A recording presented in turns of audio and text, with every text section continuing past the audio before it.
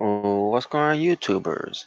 It's the Natural Born Thriller, and welcome everyone to WWE SummerSlam 2019 review.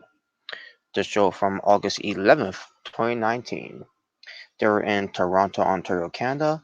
They were at the venue of Scotiabank Bank Arena. I'm guessing that's how you say it.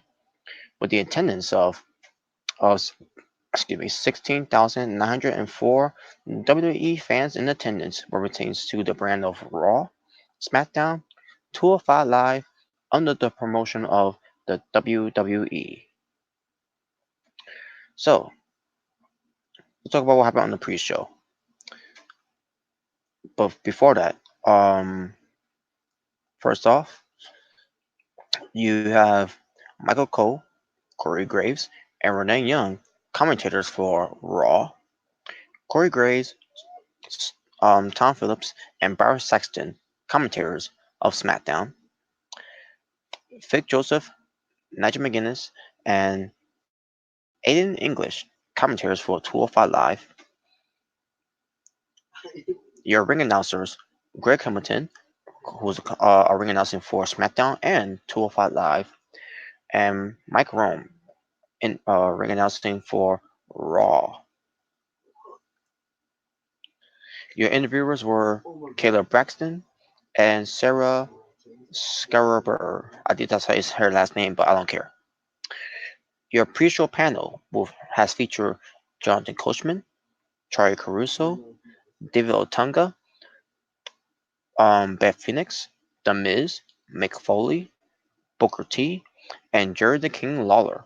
Not the same time, but I'm assuming just for for what pertains to Miz, Mick Foley, Booker T, Jerry the King Lawler, um, and also with Beth Phoenix. They're probably actually I can't recall how they did it, but I'm assuming Beth Phoenix first, and then The Miz, and then Mick Foley, and then Booker T, and then Jerry King Lawler, because your regular panels were Jonathan Coachman, Charlie Caruso, and David Otunga. But I digress. Your pre-show co-sponsors were John Bradshaw Layfield and Sam Roberts. Now, the pre-show itself. The pre-show featured, first of all, um, uh, what pertains to Drew Gulak versus Oni Lorcan for the WWE Cruiserweight Championship, which lasted 8 minutes and 45 seconds. Now, originally this match was supposed to be on the main card of WWE SummerSlam 2019, but WWE was like, nope, 205 Live, you're back on the pre-show. Once again, not showing any respect to the cruiserweights, not showing any respect to 205 Live by putting them back on the pre-show, because I mean, besides Bray Wyatt with the Fiend, which I'll get to later, they will show up the rest of the main roster, or pertains to pulling uh, a wrestling clinic. And on the pre-show, Drew Gulak and Ernie Morgan did that. They pulled a wrestling clinic. It was the type of wrestling style that I expected them to do, and they did. The problem is they was doing the usual stuff with the 205 Live stars, and by advertising SummerSlam matches on the main show of SummerSlam. It's bad enough they bunked them to the pre-show because they were supposed to be on the main card, but they got to do this again with the whole, oh yeah, um during the match we're going to show you the advertisement of Seth Rollins versus Brock Lesnar for the Universal Championship that's going to happen on the main card of SummerSlam. Fuck off. But besides that, Drew Gulak, he hasn't retained his cruiserweight championship when he punched Orton onto the throat while referee seeing it, and Drew Gulak goes for the Cyclone driver. I think that's what he calls it. The Cyclone Epic, I think, is what he's. Oh no, the Cyclone Clash. The Cyclone Crash, and retains his cruiserweight championship, which it was expected. I was not expecting him to lose it. So um but they end up having a rematch on 205 Live, which I'll get to that when I do that review eventually. But yeah, it was a good match, the best match on the pre-show. Next, we get to Buddy Murphy defeating Apollo Crews by disqualification in 4 minutes and 20 seconds. They were having a decent match until Rowan came out and attacked Buddy Murphy, beats him up from the outside, and beats him badly as Darren Bryan was watching on backstage on the monitor. And then by ending this whole beatdown, Rowan Paul bombs him to the apron. Rowan Paul bombs Buddy Murphy to the ring post. I meant to say, excuse me. And then Rowan tells Buddy Murphy, he basically says to him, "Keep my name." He excuse me. He said, "Keep my name out of your mouth," because Buddy Murphy, in a way, accused Rowan for the one who attacked Roman Reigns for these past few weeks. So there you go. Now, before we get to the next match, um, an honorable mention on the pre-show, or in a way, it's half honorable mention and half dishonorable mention. And I'll get to it right now. So you have Elias coming out there insulting the Toronto crowds, the Toronto native. I mean, the Toronto crowds, I meant to say. Excuse me. Not only the Toronto crowds, but the city of Toronto and the Toronto Raptors. Elias was on basically, and the best way to insult them is by singing a song, because that's what Elias does now. That's his whole thing with Elias. So as Elias is doing all this, he gets interrupted by Toronto's native, who is a WWE Hall of Famer, Edge. So Edge comes out, and I'm like, this shocked the hell out of me.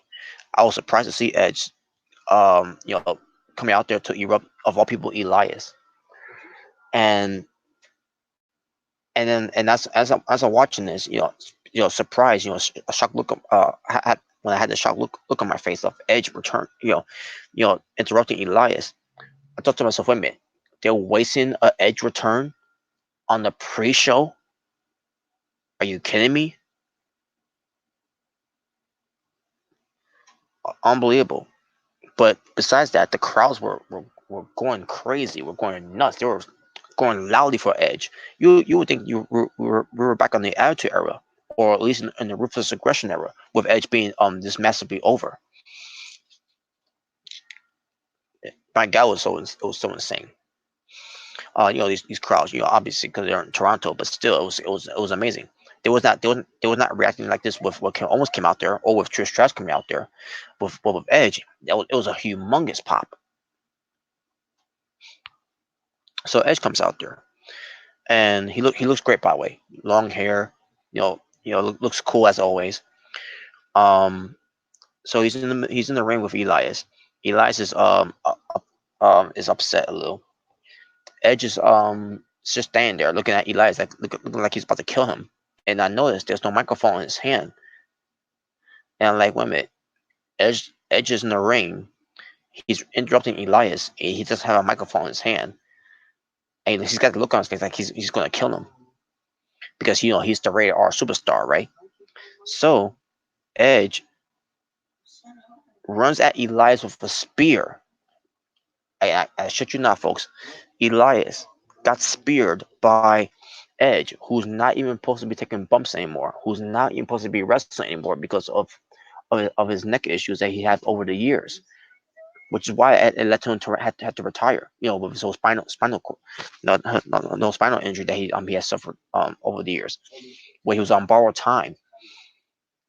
So when I saw that spear to Elias, that shocked the hell out of me too, right there. Like that shocked me more than Edge showing up there to interrupt Elias. I'm like, what the? I was like, what the fuck? Like, but Edge can't be doing that shit. Like, what's going on here? So I heard reports about this. That Edge and this is a, a asinine report I was hearing about this. So Edge, but what pertains to WWE, Edge is clear to take bumps, but he's not clear to compete.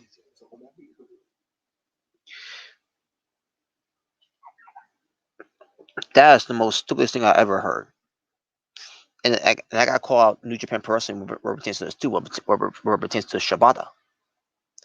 When I get a chance to do these New Japan Pro Wrestling reviews eventually, and I promise I will, folks. But just give me more time on that one. But but back to Edge. This is the same spear that Edge gave to Bros Clay back in 2011, where Edge was the nerves of his neck was bothering him from the spinal. And that was the last time we ever saw Edge took a bump, where he speared on Bros Clay on the SmackDown show. And and the scene Edge doing this spear to Elias on the pre-show of SummerSlam. And then I'm hearing reports from Edge saying that he can wrestle a match tomorrow if he wants to. I mean, if the WWE will let him, basically. Oh man, I don't know, folks. I don't know. This whole thing with Edge, if Edge comes back to wrestle, I in my opinion, I don't think Edge should come back to wrestle because let's be honest, that neck, that type of neck injury that Edge has had over the years, like a Stone Cold, a Lita, um, a few. That's a serious issue that they shouldn't be messing with, and Edge should not be messing with that type of injury. But and the same thing, basically same thing with Nikki Bella. Nikki Bella has to retire because of that. Basically, she had a couple of surgeries of her neck. And it was I think it was the right call there for WWE not to clear Nikki Bella to wrestle anymore because Nikki Bella she can't do it. She can't do this anymore. This is the same thing I feel about with Edge right now. Even though it's been it's been um 8 years since Edge hasn't been wrestling, and Edge should not be thinking about coming back to wrestle. Uh, I'm I'm worried to death of Edge if he ever does come back to wrestle because you know Dwan and him ended up being dead or in the wheelchair. But we'll see what happens though. I really hope he doesn't come back to wrestle because he's doing better. He's doing better route wrestling, and he should keep it that way. But but yeah, that was a shocking moment there for me, folks. Now, unfortunately, that was not on the pay-per-view, on the main card of it, on the main the main show of SummerSlam, which is a damn shame. 'Cause I think it would have been more of a shocking moment for SummerSlam than on a pre-show of SummerSlam. But there you go. Um, Alexa Bliss, who's wearing a Buzz Lightyear inspired outfit, and she was teamed up with Nikki Cross, and they were the tag team champions of the women's divisions.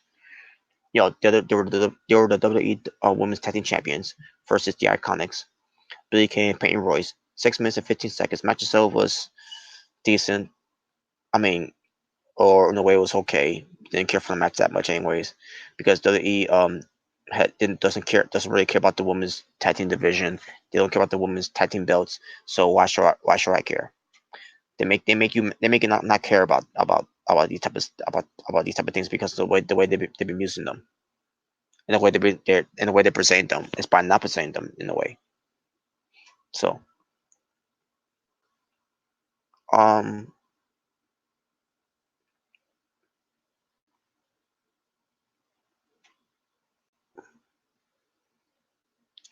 all right, now from the main card of SummerSlam. The They open up the show, and Pyro. We have Pyro to open on to kick off SummerSlam, and and this is what I'm talking about here. if you're not gonna do pyros for Raw SmackDown Weekly anymore, especially 205 Live, because 205 Live also had pyro before. But if you're not gonna do any pyros anymore for your opening shows, your regular opening shows every week, fine. Or especially or even rubber chance to meaningless pay-per-views, fine. Don't do the pyros. But if you're gonna do pyros, do it for a show up for a big show. Like for example, when they go to Saudi Arabia, Australia, or wherever countries they want to go to when they doing their glorified um live broadcasting on the W Network house show, whatever. And then also what pertains to Royal Rumble, WrestleMania, obviously especially WrestleMania, SummerSlam, Survivor Series. Even though the way they've been booking Survivor Series, it's been gutter trash, over the years. But also what pertains to Money in the Bank, because the whole Money in the Bank concept. Um, if you're not gonna do pyros every week on Raw, SmackDown, and and on me and also on pay-per-views that they don't care about, do it on the big five pay-per-views, like a Rumble, like a Mania, like a SummerSlam, like a Survivor Series, even the Money in the Bank. But they don't even do that. Instead, they're doing for only WrestleMania and Saudi Arabia, especially Saudi Arabia. When in Saudi Arabia, they go freaking bonkers for those type of pyros, because because of the money that the Saudis make over there.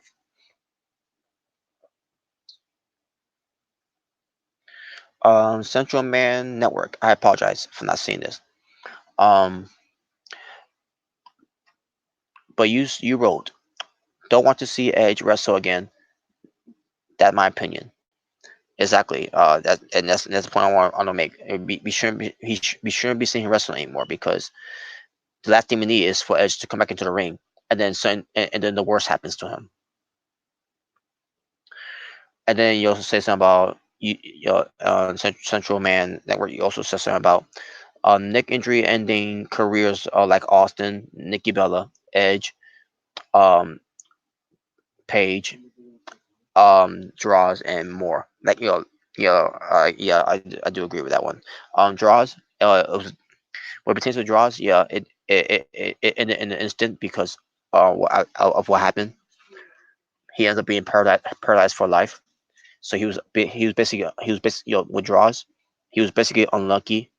He was unfortunately unlucky, because the way his career ended.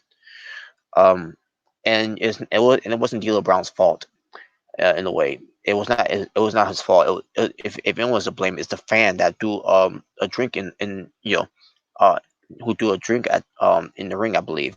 I'm trying to remember the full story of it. If a fan will never do a drink in the, that asshole fan who should never do that drink in the, D'Lo Brown will never have trip and fall, never slipped and then messed up that power bomb that he did to Draws, which caused Draws to be paralyzed. That had that neck issue. So so in a way, Draw's career was way worse than what Austin, Nikki, Edge, and Page went through, because Draws couldn't wrestle again after that, which was a damn shame. His career ended short because of that, and it's a damn shame. But guys like Edge, Austin, Nikki, Page, and also represents Tommaso Ciampa right now, and you also got guys like Rhino, Sky Tuhati. Just again, just name a few. Half of those guys are still are still wrestling. While the other ones are the rare ones. They just don't want to wrestle anymore. Especially, and I know Nikki Bell wants to wrestle. I know she wants to wrestle, but WWE won't kill her, because her neck issues. And that's something you don't want to mess with. The last thing you want to mess with, what since having a serious injury in combat sports, in a way, is your neck. Because one mishap of that neck, again, you could either be paralyzed or dead. I just want to move on from that now. But thanks for the comment there, Central Man Network. Very appreciate it.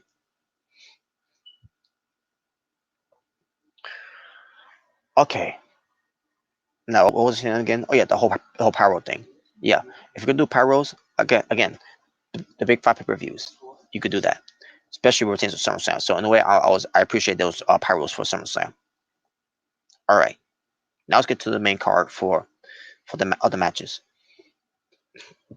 Becky Lynch defends her Raw Women's Championship against Natalia in a submission match. Lasted 12 minutes and 35 seconds. Now the build for this match, Becky Lynch was basically doing a lot of trash talking to Natalia, you know, downgrading her or whatever in a way. Just how I seen on the video package of it, because the story here is that while I'm hearing, Natalia is being portrayed as a heel here, but based on how I saw the video package, I feel like it was Becky Lynch who's being the heel here for being you know the way that she's been acting, like she's been acting uh, with Natalia during the build up here. So if anyone is a heel here, it's Becky Lynch, not Natalia. Natalia was just defending herself in a way. So for the match, so, and by the way, in this submission match, there was no rope break. This match was felt weird to me because there was no rope breaks. So when I saw that there was no rope breaks in this match, I'm so you're gonna have a rope, you're gonna have no rope breaks in a submission match, but you're gonna have rope breaks in a steel cage match between Shane McMahon and the Miz back at Backlash. How the fuck that makes sense?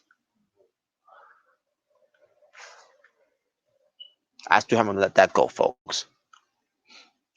But besides that, during the match, Becky Lynch goes for the sharpshooter, only for Natalia to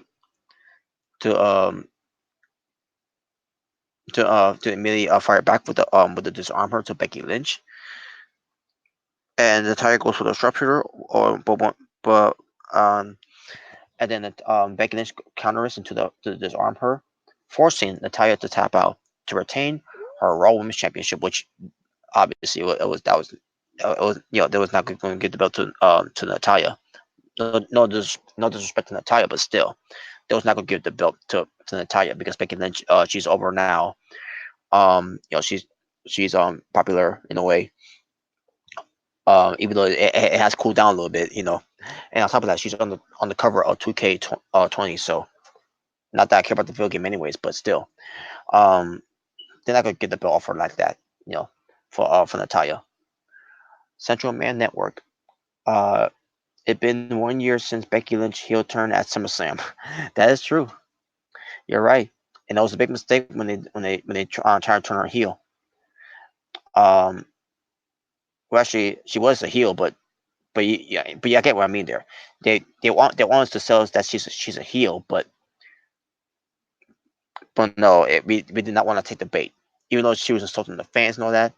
Yeah, that was ridiculous too. Having Becky Lynch insult the fans, saying, "Oh, you were never behind me, you were never with me, you blah blah blah." Bullshit. That was the most stupidest thing I've ever heard from Becky Lynch's mouth. And not her fault though. It's just the script they gave her to say that. Vince, you all see now out of touch man,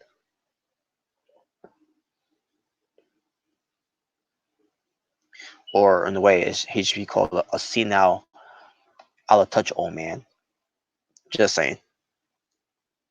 But yeah, but the point is, Becky Lynch was not gonna lose the belt here. That's the whole point. What that of this was. It was just something. It was just something to get Becky Lynch for at SummerSlam, and Natalia was the right fan there because she and obviously with her being from Canada. So there you go. Central Man Network. Becky better off as a heel. Well, it would be nice to see her being a heel.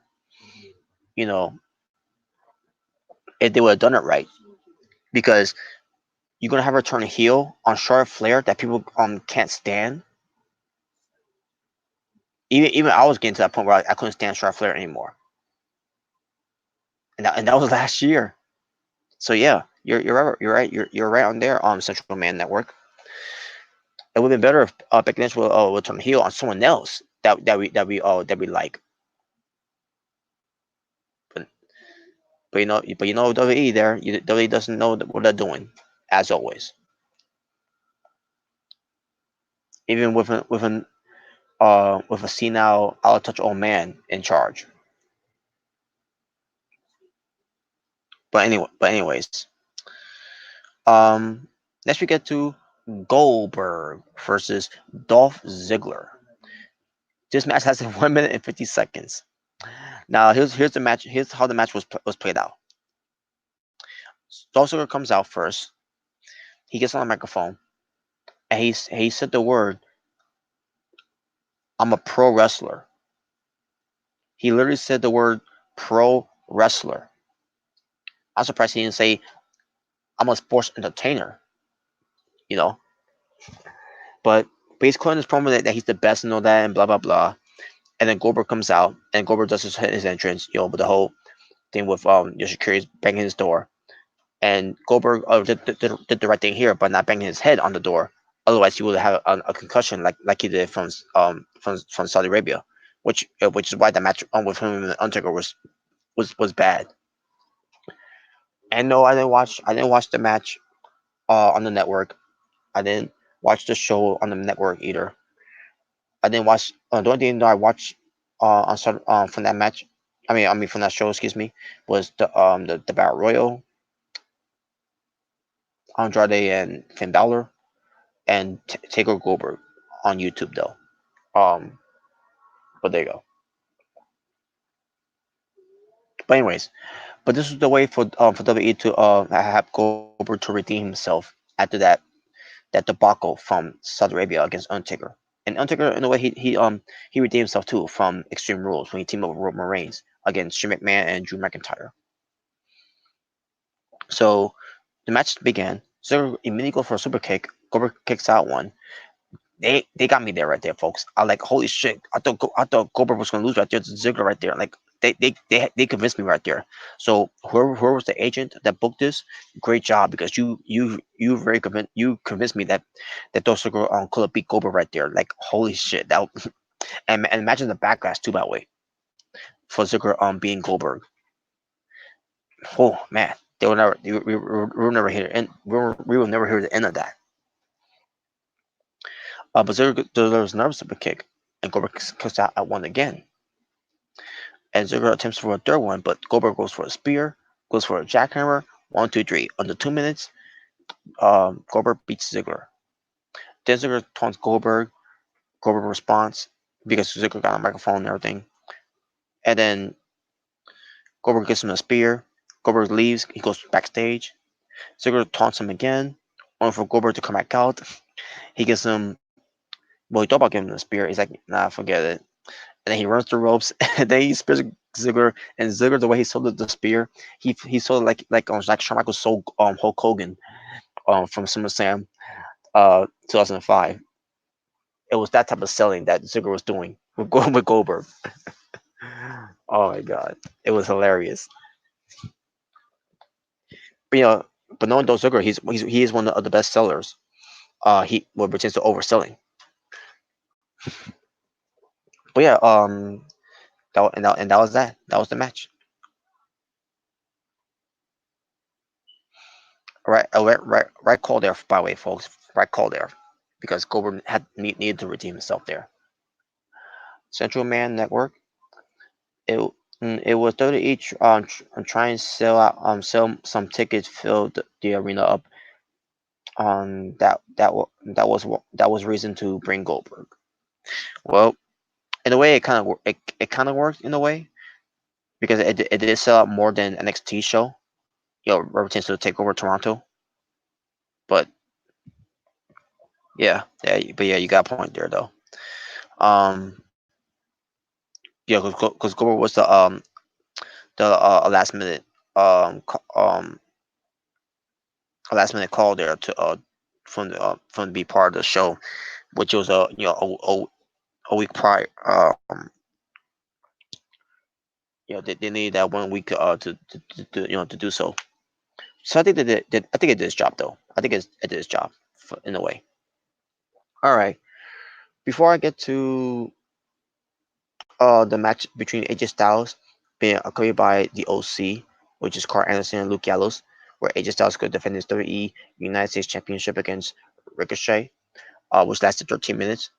During the entrance of AJ Styles, or should I say, during AJ Styles being in the ring with his music being played or whatever, the other, the commentators were introducing the global phenomenon commentators that were in the crowd, you know, and they're going by the countries that they're commentating for.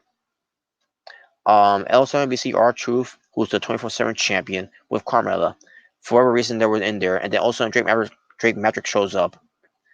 And I see myself, this is so fucking stupid. Like, really, you're gonna do this whole 24/7 championship stupid shit on the show SummerSlam that I don't even give a fuck about.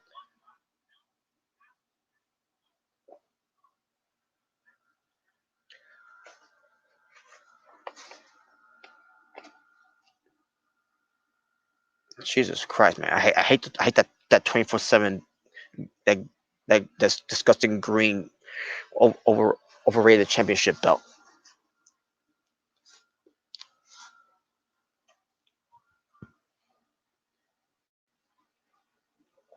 So Ricochet comes out, and oh yeah, I'm sorry. Ricochet was the first guy coming out. That's yeah, basically Ricochet came out first, and then that's when AJ Styles and the OC came out. But basically, in a way, AJ Styles, Carl Anderson, Luke Gallows, they are the OC in a way. So, and the OC are the and the OC and the OC are the original club. Excuse me, my throat's bothering me now. But um, but Ricochet, he was dressed up like he was dressed up like Nightwing. The way the Ricochet's outfit looked and everything, because in the R as his initial, where it pertains to Robin. I thought that was a nice touch there. So it was basically a Robin slash Nightwing inspire outfit that Ricochet was doing there, and it was pretty cool, pretty cool. Now, as far as the match was, I thought I was not gonna be into the match because I've seen this match so many times already on WTV. But after seeing this match, I was impressed. I was into it. And obviously you had some blatant interferences from the OC. Which Ricochet did fall them off. So finally, Ricochet goes for I'm going for the finish here. Ricochet goes for the Phoenix Splash onto AJ Styles, but AJ Styles counters into the Styles Clash and gets the win to retain his United States Championship. And I see myself, holy shit, that was a pretty cool counter the way AJ Styles did it to Ricochet. I'm like, wow. And on top of that, AJ Styles used the Styles Clash, his original finishing move. So I guess he's not going to be using the phenomenal forearm as his finishing move anymore. Maybe he'll set up. Maybe AJ Styles being a heel, and with him signing this a new deal, a new contract deal with WWE. Maybe with AJ Styles sign resign with WWE along with Styles finish move with him having some influence now. He wants to use the Styles Clash as his finishing move. And that's nothing too. He used the Styles Clash finishing move before as well, back in Extreme Rules. I guess against Ricochet, but off the second rope though. So so if AJ Styles go to the Styles Clash again, I think especially where it pertains um to how the Rays finish off from his opponents to end the match. He should use his phenomenal forearm as a signature move, and then picks up his opponent to set up the Styles Clash as his for his obviously his finishing move, the Styles Clash, to win the match, to win his matches.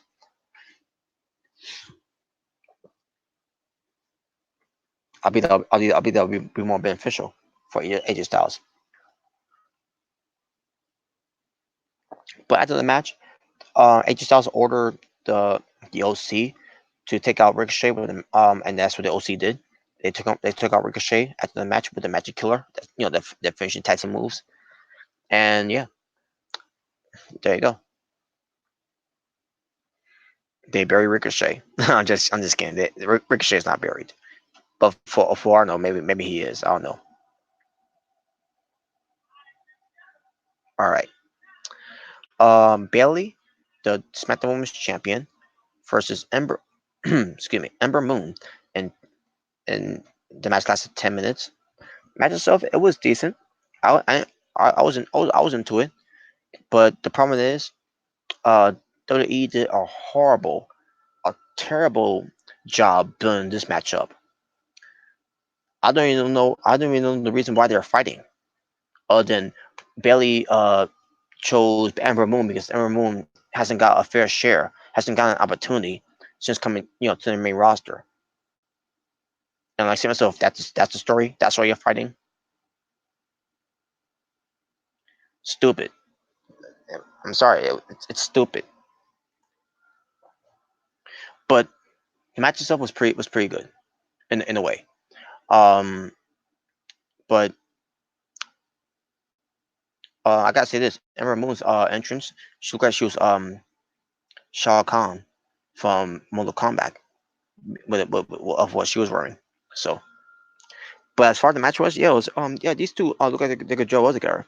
Now, have they done a proper build between Bailey and Ember Moon? It probably would and have and giving them more time to wrestle instead of instead of wrestling for just for 10 minutes, maybe a little longer. Maybe they could have done something very good in this match. But nope, that's not what WWE wanted to happen because for some reason this and I gotta go back to this senile out of touch old man and Vince McMahon. For some fucking reason, he doesn't like Ember Moon.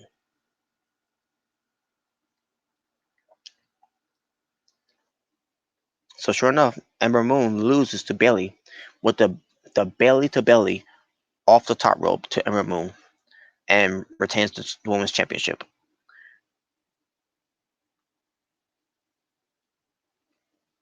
And there you go. Then we get to Kevin Owens versus Shane McMahon. If Kevin Owens loses, he has to quit WWE. And then before the match even started, Shane McMahon decided to announce Elias as the special guest enforcer. You want to talk about a match being overbooked here with, you know, Kevin Owens. If he loses, then he has to quit. And then you had to add Elias into the match. Basically to be the special enforcer. So the match starts. It was 9 minutes and 20 seconds, and I couldn't get into this match. After this match, this was the only match that I thought fell flat. This was the only match that I didn't care for until we get to the main event. But I'll get to that later. Basically, and there's no reason why they care for it either because they overbooked this shit like fucking crazy, man.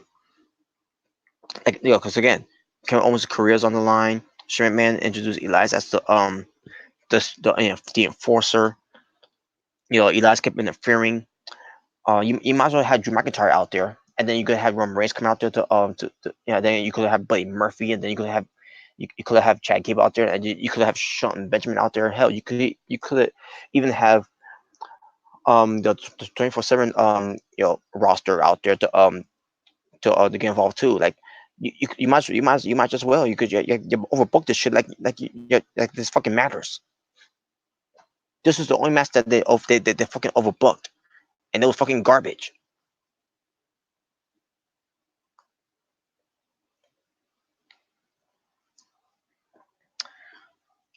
So in the end, and also you got a referee bump. Yeah, you wanna to re overbook this shit. We got a referee bump in this match, and which is why you had the enforcer Elias there.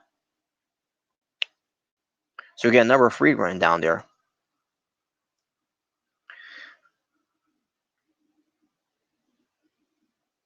I'm sorry. The referee that was knocked down, but to say, excuse me, got back up. He sees Kevin Owens miss a steel chair,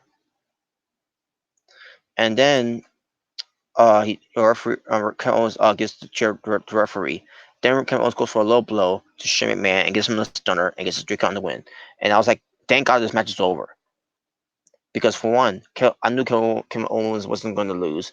And on top of that, this match I couldn't wait for it to be over because this was way overbooked. Because WWE doesn't know how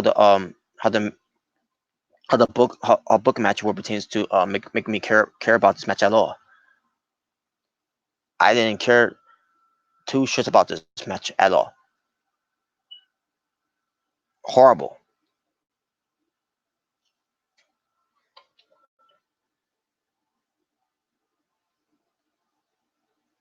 Um, Central Man Network. This match not SummerSlam worthy. That is my opinion. Exactly. It this should not.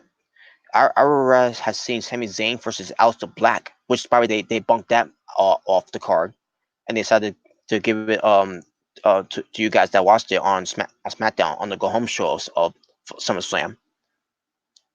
And the reason I say it for you guys is because I don't watch the shows anymore. I only tune to pay-per-views only. But anyways, but yeah, this match between Kevin Owens and Shane McMahon, this was fucking garbage. And well, it's going and this is going to continue on, folks. Based on what I heard, it's going to continue on.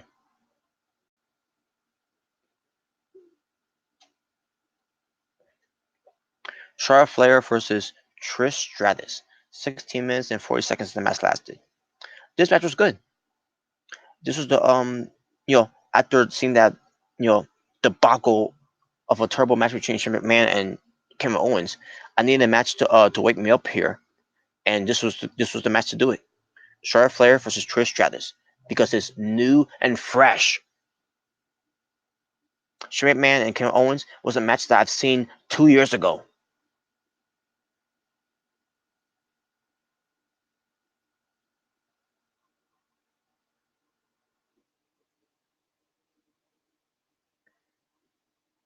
Anyways,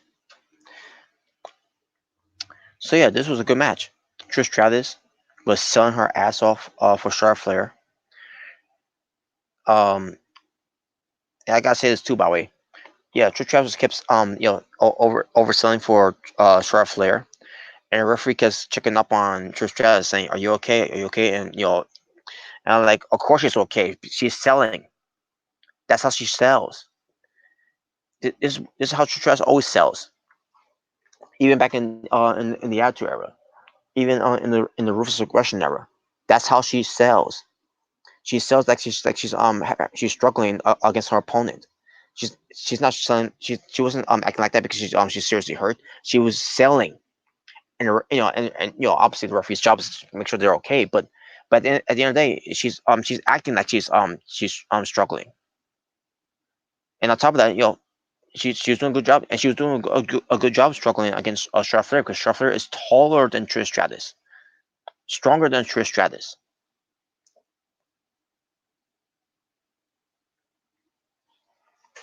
I hate these referees nowadays, folks. You know. But anyways, but yeah, this ended up being a very good match. Uh, Trish Stratus at one point did the figure four, and then she transferred into the figure eight, but then she couldn't keep her balance anymore. Where pertains to um you know where pertains to bridging. So then Trish Stratus at one point went for the Stratus faction, her finishing move, only for Charlotte Flair to kick out. Charlotte Flair puts Trish Stratus into the figure eight, and then she gets the win. And yeah, and by the way, I knew for those who are that were upset that Charlotte Flair beat Trish Stratus, I was fine with this. And obviously it was going to happen. And it was going to happen too. It was obviously going to happen because um, Charlotte Flair is right now in WWE the one of the best women's wrestlers that you could ever see on your TV screen.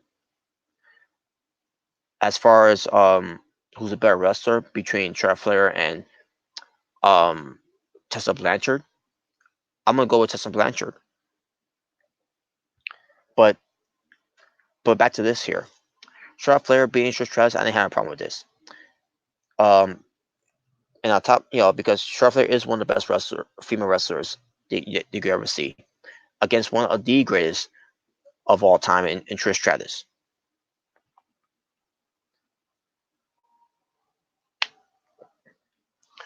Also, would you rather see Trish Stratus versus Alexa Bliss?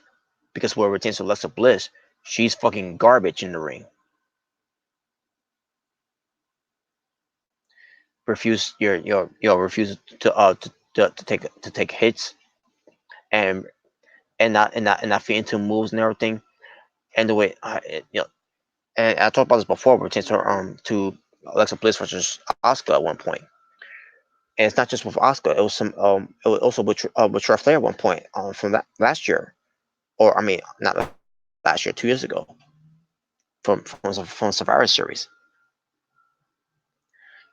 Alexa Bliss just doesn't want to take, but they want to take any bumps, or I mean, she'll take bumps, but just doesn't want to take any shots to the face or to the sternum or whatever.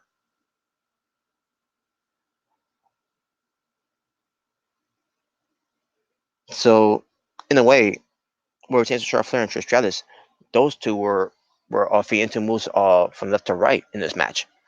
Now, if Alexa Bliss was in the match, I guarantee you she would not feed into Trish Stratus' moves. Like because that's how Alexa Bliss wrestles.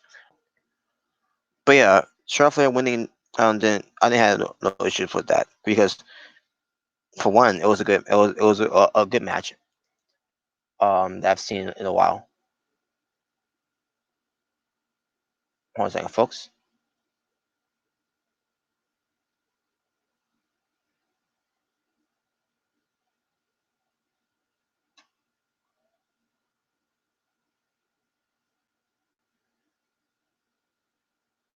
All right, give me one moment, folks. I got word from StreamYard about something here. Just give me one moment.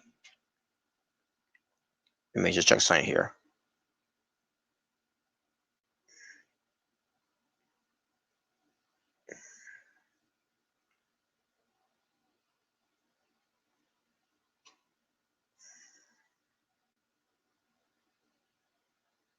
Okay, let me see. Sorry, folks. I don't know if you're still with me here, but I got this. Which one I need to check to see what's going on here. Okay, let me see.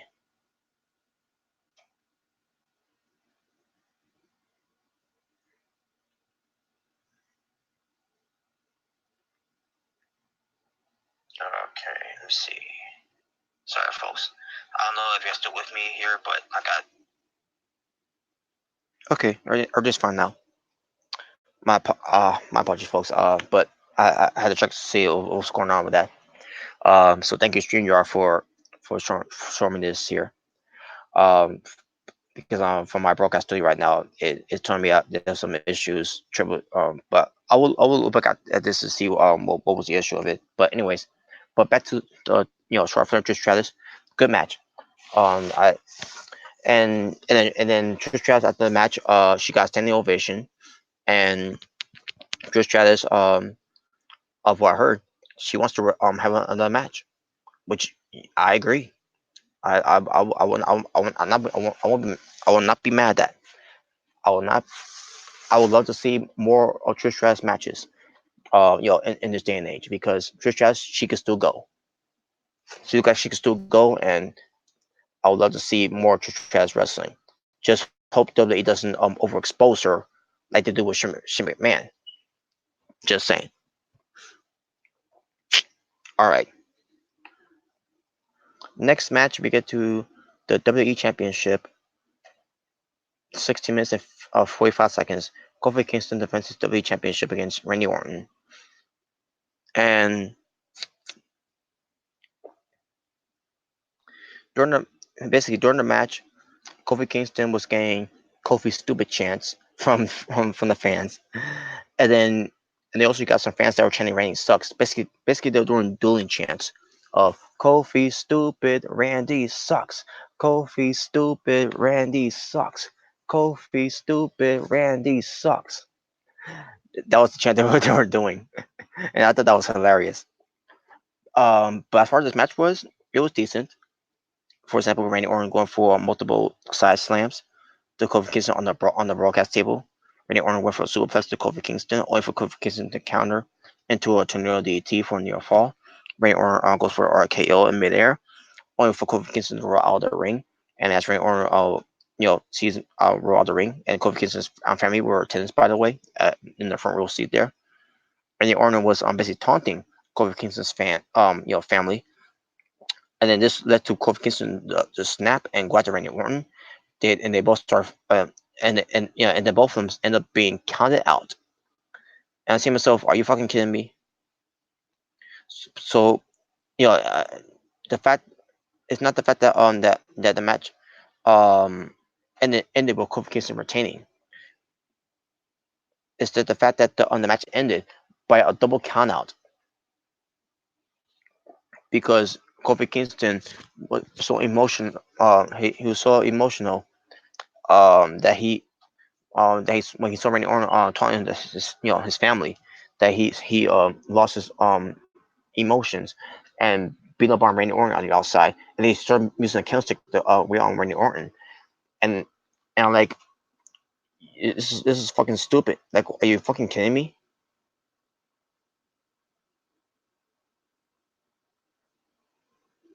Like, this is the same thing that they were on with AJ Styles and Samoa Joe, except there was a difference. Samoa Joe, when he was taunting Wendy and right forgetting the daughter, AJ Styles' daughter's name.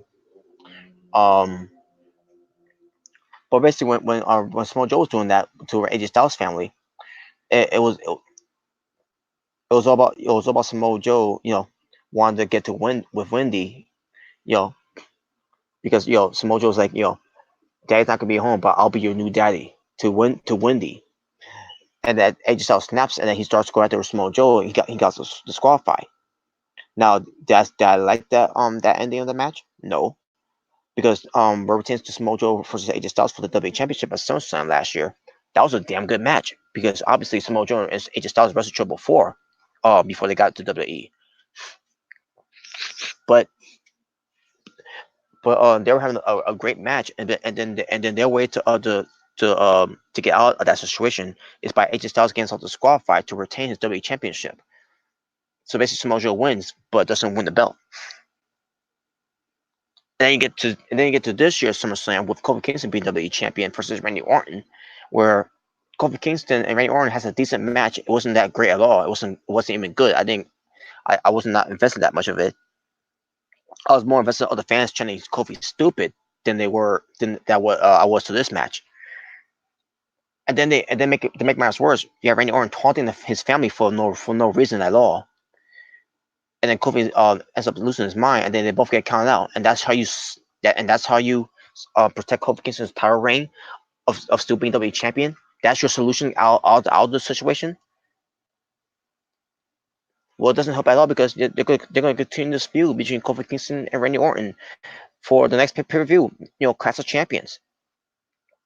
Now, I don't think it has been announced yet. Not that I know of. But I'm assuming that's what's going to lead to. Kofi Kingston defending the WWE Championship title against Randy Orton. But here's the thing: is there going to be a stipulation in the match? Because last time they tried to do something like that, which is Samoa Joe, there was no stipulation. They just had them wrestle a regular match. Because remember, AJ Styles got himself disqualified last year, and then the next title match between Styles and Joe on pay per view, it was not. They didn't even go for a stipulation of the match. It was a regular WWE Championship match.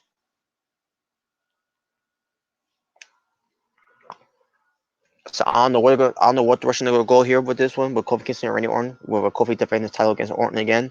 But what they did here on SummerSlam was not justified. This was stupid.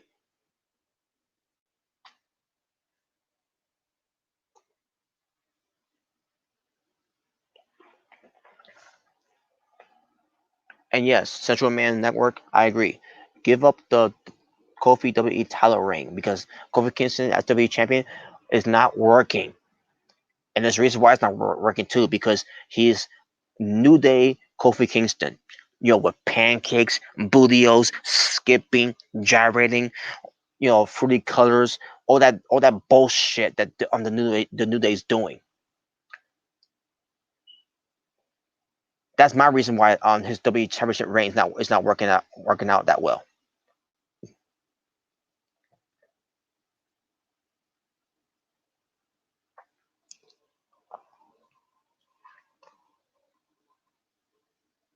All right, now we get to the next match, which this was to me my highlight of SummerSlam: The Fiend, Bray Wyatt versus Finn Balor.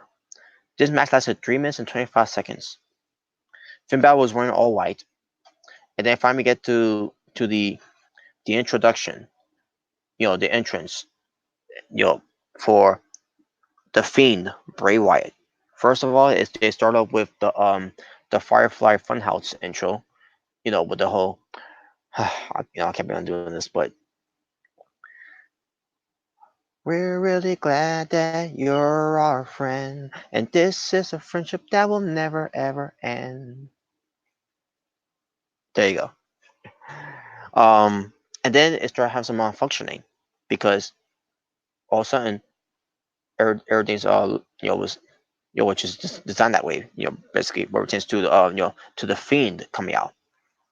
So and then the Titantron said, "Let him in."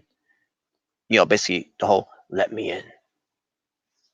And then the Fiend Bray Wyatt comes out, and the music, by the way, from let's see, Orange Code. I think that's what they call. Let me double check. Or Code Orange. Yeah, Code Orange. I meant to say. Excuse me.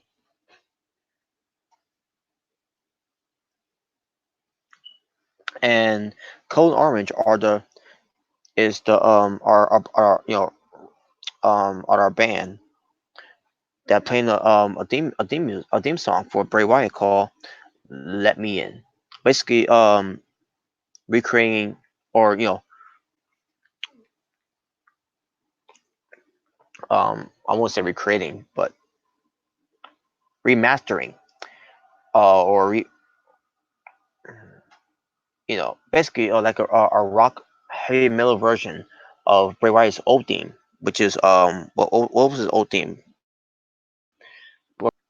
The Wyatt family.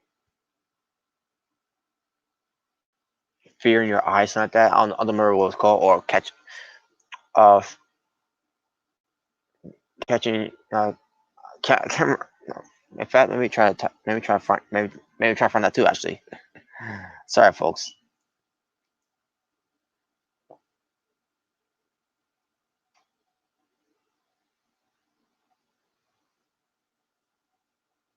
All right, here we go. Wyatt family theme.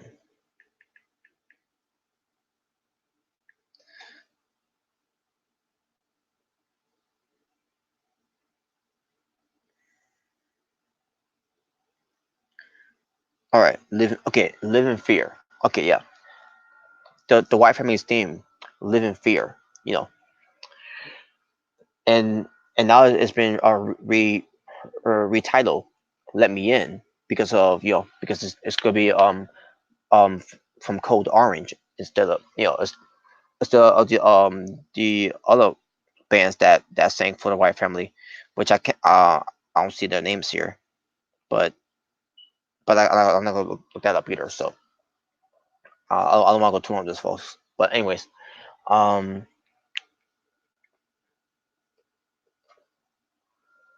basically, like I said, our rock heavy metal mix of Bray Wyatt's old theme, instead of being called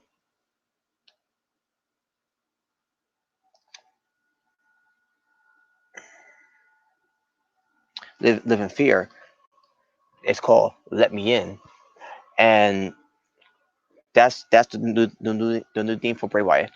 You know, and I love the the performance too. The vocals of it and everything. Like that's it's pretty cool. And then the theme, I hear the theme here, basically saying, um, hurt, heal, because it represents to the gloves that he wears. Because the leather gloves he wears, it one side says hurt, and the other side says heal, hurt, heal, hurt, heal. I love that part, by the way. That's gonna be a single along pretty soon, folks. Where it pertains to the WE audience.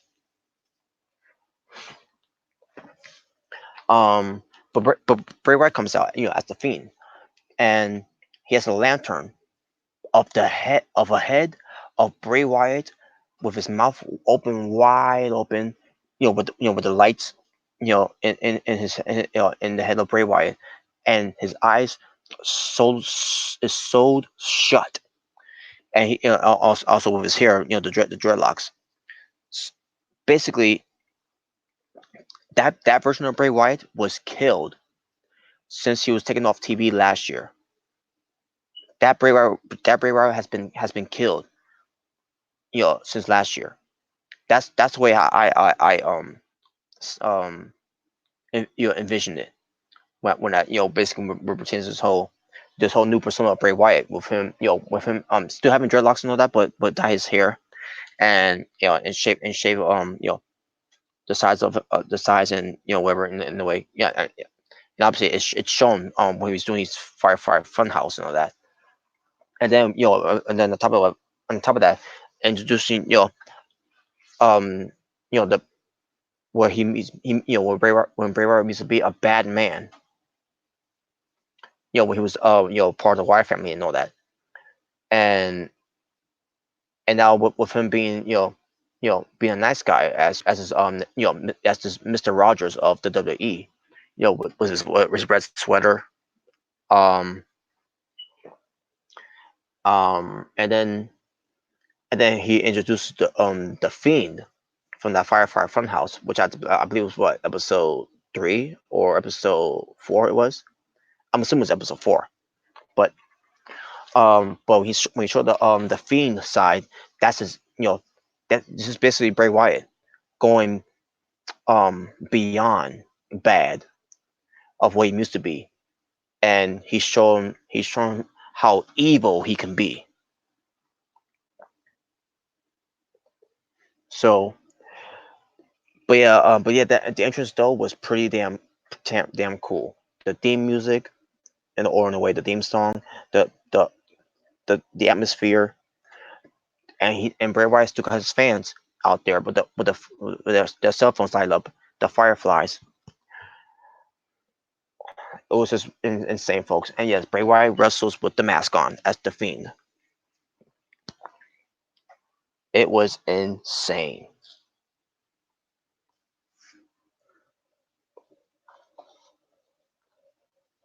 Now, okay, here we go.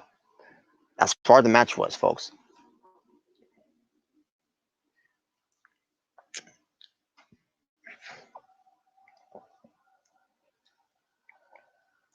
So Bray Wyatt as the Fiend dominated the match throughout, from the beginning. Finn Balor did get some offense a little bit, but then the Fiend cut him off, and then the Fiend gets him by the a sleeper, and then he cranks the neck of Finn Balor, and the way that was done, it looked like the Fiend killed Finn Balor. That was a sick move. And I haven't seen that move performed since back in the '90s when the Giant did that to Hulk Hogan on a WCW Nitro episode. And if those who don't know who the Giant is the Big Show, or you know, the Big Show was basically the Big Show was the Giant in WCW. But yeah, but basically the Big Show did that to Hulk Hogan back in the days when he was called the Giant. And when Hulk Hogan took that move, the neck crank that the Big Show did to Hogan back in Nitro when he was the Giant, Hogan sold it like he was dead, like he couldn't move. He was done. He was laid out. However, this was different from. However, it was different from here because when Bray Wyatt did to Finn Balor, now Finn Balor he did sell it, but then afterwards Bray Wyatt, when after he did that to Finn Balor minutes later decided to mount some comeback, and I say to myself, what? Are you fucking kidding me? You, that's some fucking bullshit. Like you can't come back from that. Like especially the way that Bray Wyatt did it too. Like you can't come back from that. There's no way. And it kind of reminds me of in the way where what pertains to Bruce Banner, with Mark Ruffalo, from the Avengers, playing as Dave Banner, who's also the Hulk, where he tried to kill himself. Actually, it was either on the Avengers or or the Incredible Hulk movie, where he explains that he tried to kill himself, whatever, but by shooting himself, whatever, and then the Hulk, as I'm trying to remember how it was said, but the point is, because of the demon inside of Dave Banner, Dave, you know, that we tried to kill himself. But the Hulk, his demon, the Hulk will not allow him to die. I guess it's the same thing here with Finn Balor here when the Fiend was cracking the neck of Finn Balor, and then the demon inside of him was not basically wants to prevent of him of getting killed in a way. So basically trying to make sense here. I'm not doing a good job trying to make it sense here, but it's but I'm trying my best here to make some sort of sense here. But anyways, but at the same time, no, this is a new character that Bray Wyatt has worked so hard for, and I'm not going to fully blame Finn Balor on this one. I mean, he does get the blame for this, but I blame WWE too for this. The agent, whoever, that booked this. If you're gonna have Bray Wyatt, as the Fiend to do that neck crank move, have Finn Balor still like he got killed because he's gonna be taking time off anyways. So the way they did this here, it was just insulting my intelligence here. But sure enough, the Fiend gets Finn Balor in the Mambo Claw, and Balor passes out, and then the Fiend obviously, Bray Wyatt wins, duh, and then he gets on the stage. He have his mouth wide open, with his, the mask and all that. Basically, that looked creepy. And by the way, I need to mention too. We're changed to Bray Wyatt's lantern with the Bray Wyatt head. All that creeped the fuck out of me. By the way, I just want you all to know right now that creeped the hell out of me.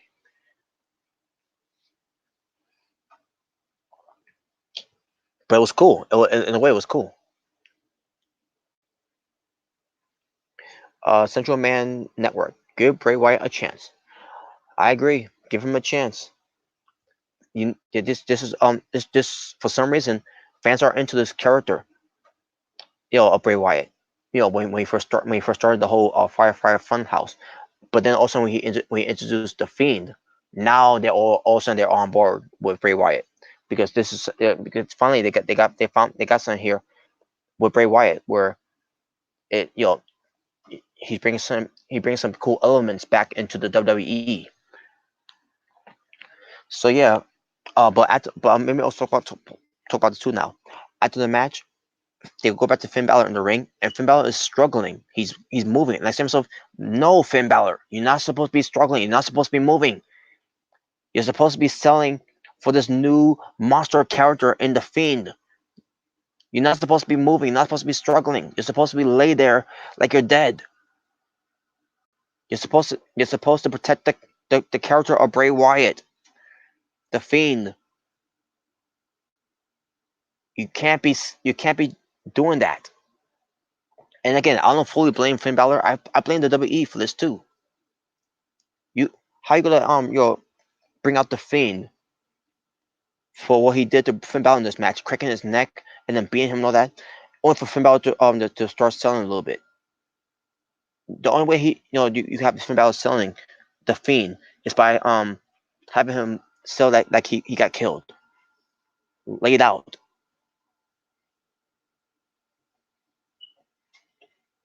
And, get a stretch, the EMTs out there, to put him on a stretcher and stretch and carry him out.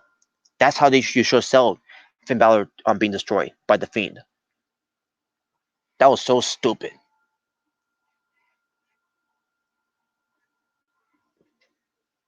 But besides that, but like you said, Central Man Network, or pretends to Bray Wyatt, give Bray Wyatt a chance. Exactly, give him a chance.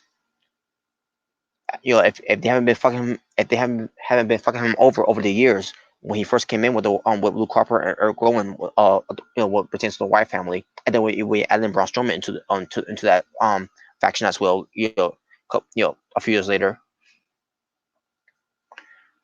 you know, and then when Bray Wyatt went on his own again and he became the WWE champion, and they failed on that one with him being the WWE champion. Not his fault though.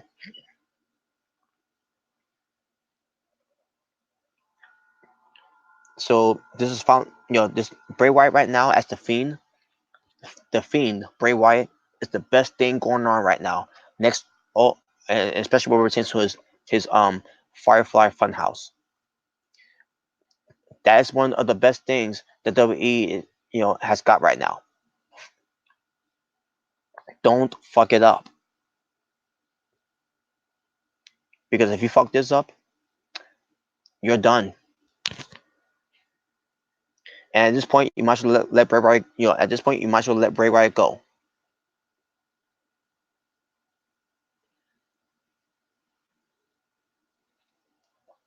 And I'll admit, and let me also admit this, folks, what pertains to Bray Wyatt. When they first started doing this whole fire, when they started doing this whole repackage of Bray Wyatt and the whole Firefly Funhouse, I didn't like it at first. But then I had some people talk to me about what they're doing with Bray Wyatt with this whole Firefly Funhouse was an inspiration, an influence to Don't Hug Me, I'm Scared. And and I took a look, I took a look at that whole "Don't Hug Me, I'm Scared" skit, you know, that's on YouTube, and like, okay, I can see now. But I'm seeing stuff on both how is this gonna make me care about Bray Wyatt and WWE though. Until finally, episode 4 of the Firefly Funhouse, when the Fiend appeared, which is Bray Wyatt, and then Yowie Wowie, let me in, you know.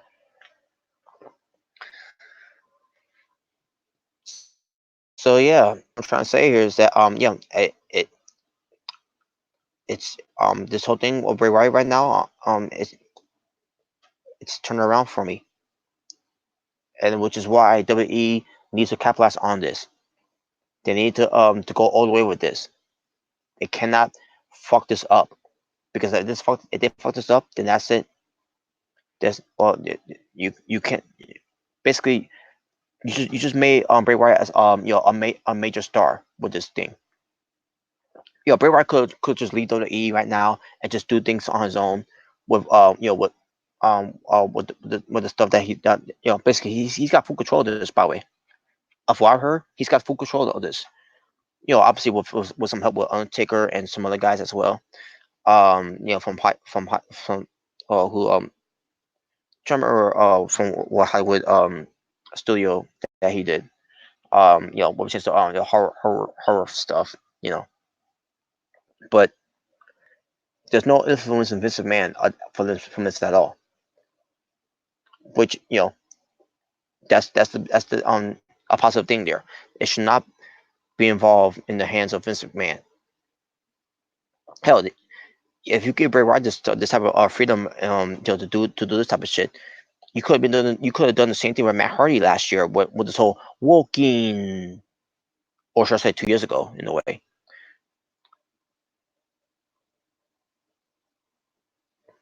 Just saying. But there you go.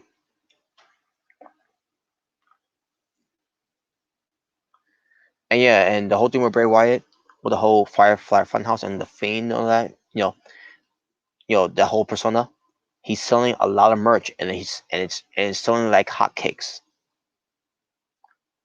And the whole thing where these wrestlers, if you sell a lot of merch, then you're you're gonna be on top. And Bray Wyatt has been selling merch for over the years.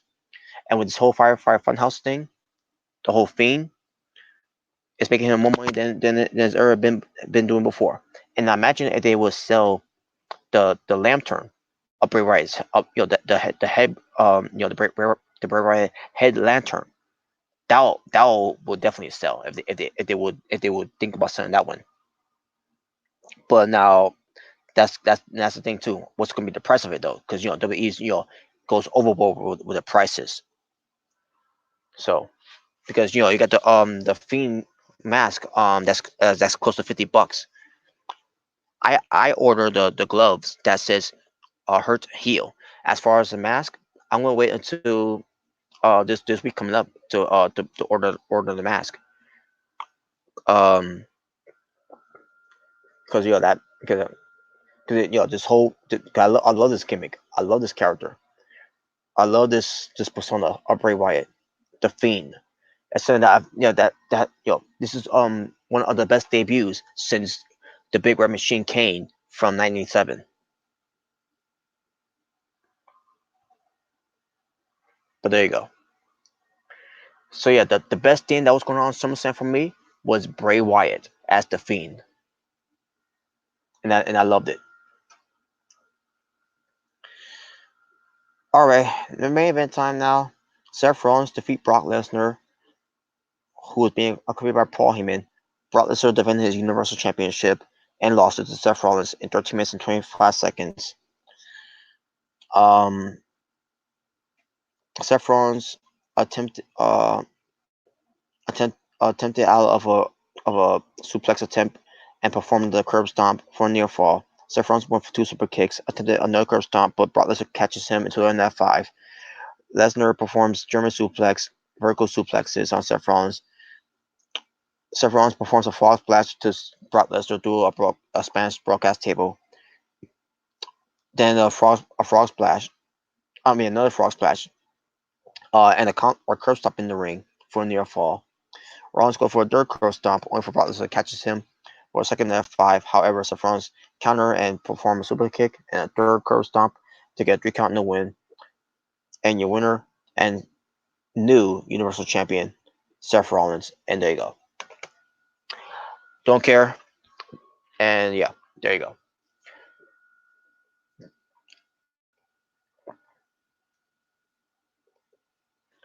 Now, before I get to my overall strength for the show, may first talk about a couple of things. A couple of things.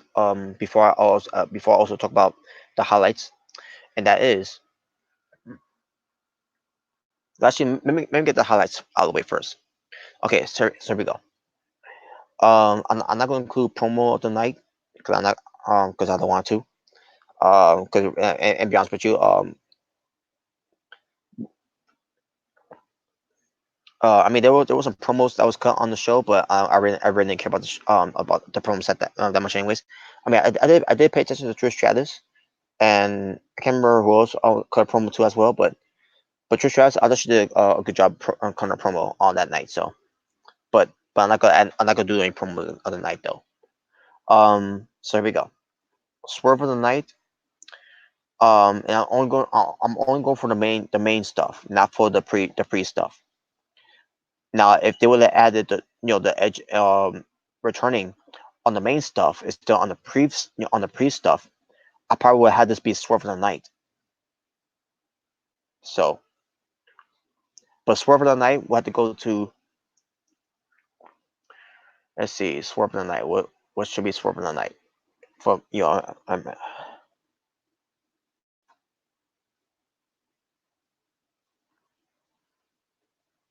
oh yeah, Swerve of the night will have to go to Elias being the special enforcer of this overbooked match between Kevin Owens and Shane McMahon. There you go.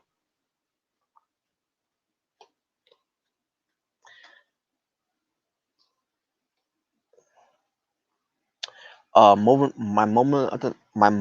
of the night, the entrance, the debut, you know, the well, I won't say the debut of the Fiend, but basically, the end. Actually, no.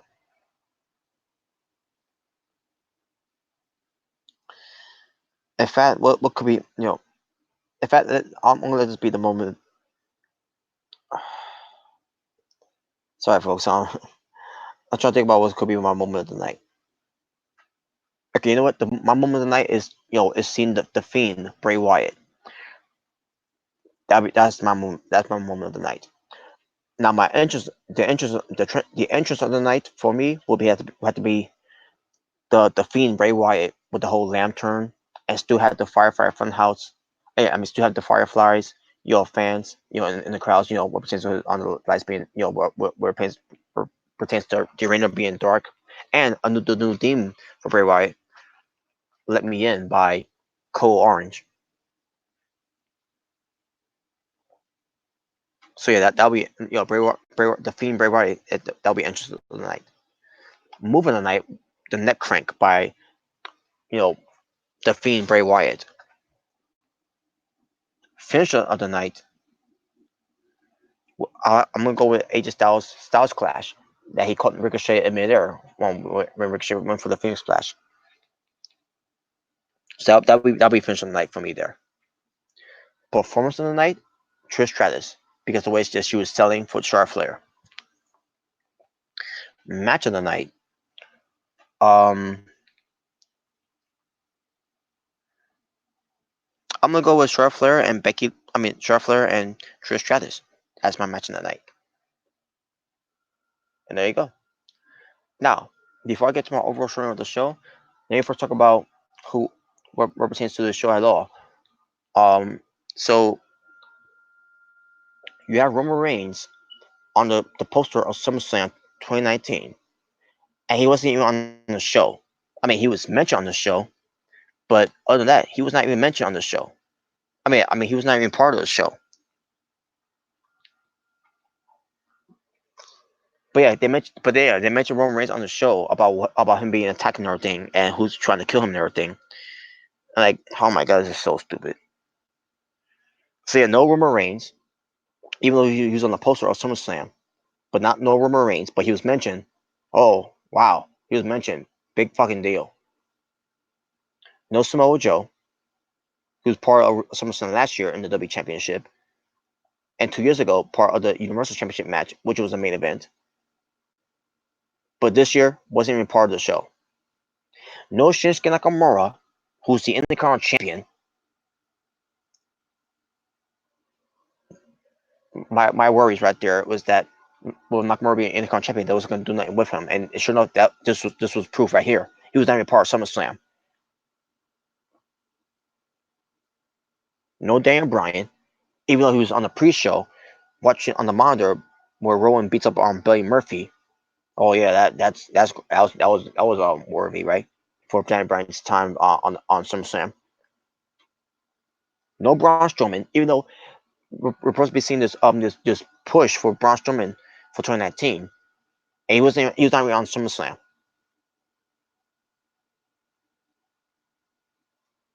No Drew McIntyre, no Undertaker, but you had the 24/7 Championship there, with R-Truth, Carmella, Drake Maverick. Those are the 24/7 roster, you know members, whoever that they love to overbook and over rate.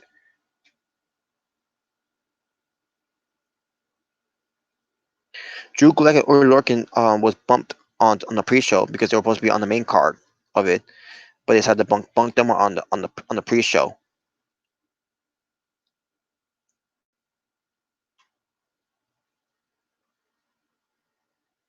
No, oh yeah, no Rey Mysterio Jr.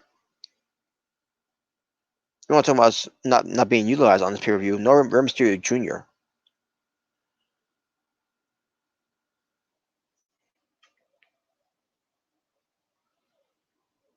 My God, man, this we're and I think that was a problem too with this pay per view. There was not enough star power. Other than Goldberg, Trish Stratus, Kevin Owens, um, Becky Lynch, A- um, AJ Styles. I mean, who else could have, who else could have star power on the show? Was Seth Rollins, with the way that he's been acting towards his fans on Twitter and his interviews, and based on how they booked Brock Lesnar, he's lost that star power. When they said say, oh, he's not here every week and he hates us and all that, and he doesn't care about his business, and like, whatever, man. And but this whole news and this new star power in the Fiend, the Bray Wyatt, because Bray Wyatt is that fucking talented. Other than that, I also Finn Balor in a way, retains to with Finn Balor, retains to interacting with his fans. But other than that, what else was there on this pay per view for SummerSlam to say, oh yeah, this was a great SummerSlam? Nope, this was not a great SummerSlam at all. Now, as far as the show was, I thought the show was good. I was into the show. The only thing I wasn't into was Kevin Owens and Shane McMahon and Seth Rollins versus Brock Lesnar. Other than that, I didn't care about and well, actually, well, lost my train of thought there, folks, and that was good. Botch it right there. But yeah, besides those two matches, um, besides those two matches I didn't care for. The rest of the matches I did care for on the main card, but as far as the main stuff, I mean, as far as the pre stuff, that like especially with the whole thing with Edge being on there, like really you wasted the Edge appearance on the pre show and not on the main on the main show.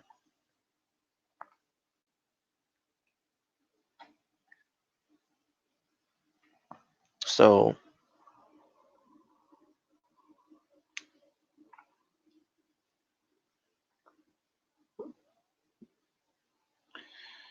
I don't know, folks. Just some, yeah. I mean, some. Like I said, this wasn't a bad show. I enjoyed the show for what it was. I thought the show was good, but was it the best SummerSlam? Was it the greatest SummerSlam? No. I'll tell you one thing. Despite the Fiend Bray Wyatt on the show, um, what pertains to what was the best SummerSlam weekend show for WWE? I gotta go with NXT Takeover Toronto.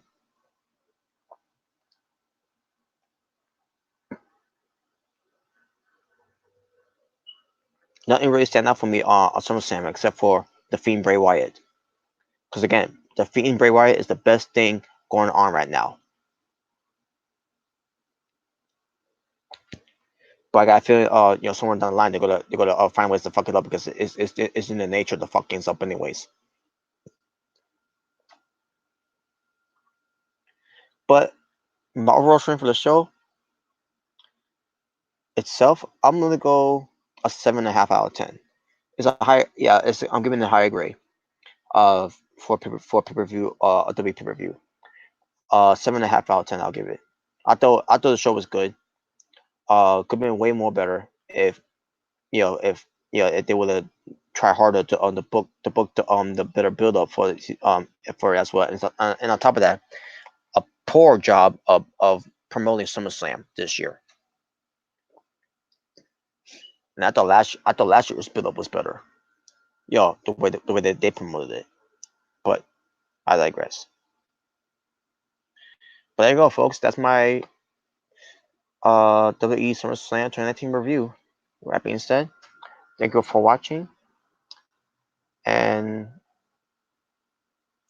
it's Natural Born Driller saying peace on the streets.